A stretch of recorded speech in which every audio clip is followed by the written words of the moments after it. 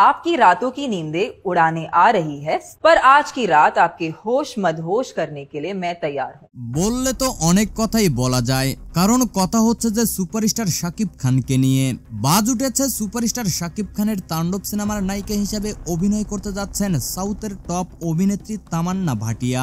কি বিশ্বাস হচ্ছে না? বিশ্বাস না হবারই কথা, কারণ বাংলাদেশি সিনেমায় তামান্না ভাটিয়া কিভাবে সম্ভব? বর্তমান সময়ে দাঁড়িয়ে এটা বাস্তবায়ন করা সম্ভব, কারণ তাণ্ডব নির্মাতা রাহেন রাফির উপর বাংলাদেশি প্রোডাকশন হাউস সহ বলিউডের অনেক বড় বড় প্রোডাকশন হাউসের নজর রয়েছে। তার মধ্যে বলিউডের কারণ জোহরের একটি প্রোডাকশন হাউস লগ্নি করতে প্রস্তুত। নায়িকা হিসেবে তারা সাউথের টপ অভিনেত্রী তামান্না ভাটিয়াকে প্রস্তাব দেওয়ার পরিকল্পনা করছেন। অনেকেই ভাবতে পারেন তামান্না ভাটিয়ার পারিশ্রমিক অনেক বেশি, এত টাকা লগ্নি করলে আবার ব্যাগ আসবে তো।